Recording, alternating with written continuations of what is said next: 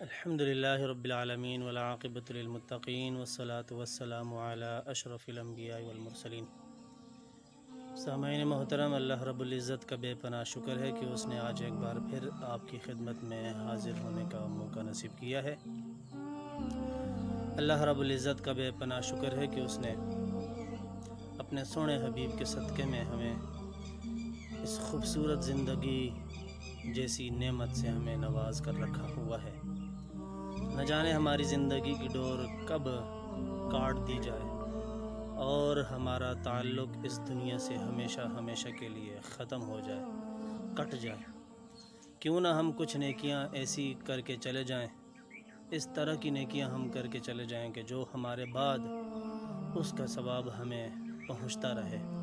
اس نیکی کو ثواب جاریہ کہتے ہیں۔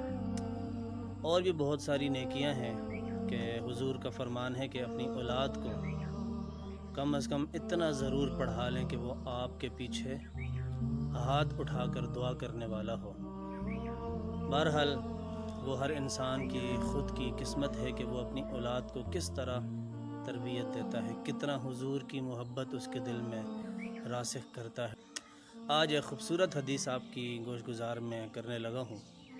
حضور جان کائنات علیہ السلام کا فرمان ہے، آپ فرماتے ہیں کہ 3 باتیں ایسی ہیں کہ اگر کوئی شخص ان پر عمل کر لے تو اس کو دنیا اور آخرت میں کامیابیاں اللہ تعالیٰ ضرور عطا فرماتا ہے۔ حدیث کا مفہوم ہے، آپ فرماتے ہیں کہ ایک وہ شخص کہ جو صدقہ ادا کرے، نمبر 1 وہ شخص کہ جو صدقہ ادا کرے تو حضور نے فرمایا کہ اس کے مال میں کبھی بھی کمی واقع نہیں ہوتی۔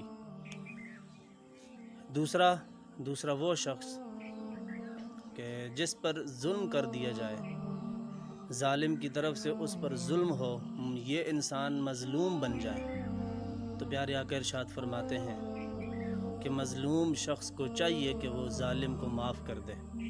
درحال ہے کہ یہ دنیا انسان کو جینے تو نہیں دیتی، ظالم دن بدن ایک مظلوم پر ظلم کرتا چلا جا رہا ہے، لیکن حضور کی حدیث پاک ہے، حضور کے مبارک اقوال ہیں، قول ہیں کہ حضور نے فرمایا کہ ظالم کو معاف کر دو۔ اس سے ہوتا کیا ہے؟ حضور نے فرمایا کہ مظلوم کی عزت اللہ تعالیٰ لوگوں کے دلوں میں اور زیادہ بلند فرما دیتا ہے۔ بہت بڑا انعام ہے دنیا میں معاف کرنے کا۔ اگر کسی کو دل عطا کر دیا جائے تو میں سمجھتا ہوں اس سے غنی شخص اور کوئی نہیں ہے۔ تیسرا وہ شخص کہ جو بلا وجہ لوگوں سے سوال کرتا رہے، سوال سے مراد کہ اس کے پاس ضرورت کی ہر اشیاء موجود ہے۔ کچھ لوگوں کی یہ عادت بن جاتی ہے کہ وہ لوگوں سے سوال کرتے پھرتے ہیں، تو اللہ تعالیٰ کے حبیب فرماتے ہیں کہ اللہ تعالیٰ اس فقیر کو اور زیادہ فقیر بنا دیتا ہے۔ تو اللہ کی بارگاہ میں جب کوئی شخص رجوع کرتا ہے، اللہ کی بارگاہ سے جب وہ طلب کرتا ہے، دعائیں مانگتا ہے، تو ایسا تو ممکن ہی نہیں کہ اس کو اللہ تعالیٰ اس کی جولیاں خالی کر دے۔ انسان کی فطرت ہے کہ انسان یہ چاہتا ہے کہ جب ہاتھ بلند کرے فوراً ہی اس کو عطا ہو جائے۔ درحال ہے کہ ایسا ممکن نہیں۔ کیوں؟ ہمارے گناہ اس قدر زیادہ ہیں کہ ہمیں بعض اوقات وہ چیز جو ہم مانگ رہے ہوتے ہیں دراصل وہ ہمارے لیے دنیا اور آخرت میں بہتر نہیں ہوتی۔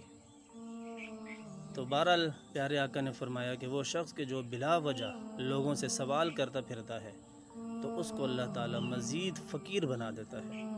حضور کے اس مبارک قول پر ہم سب کو اللہ تعالیٰ عمل کی توفیق نصیب فرمائے۔ اللہ تعالیٰ ہم سب کا حامی و ناصر ہو۔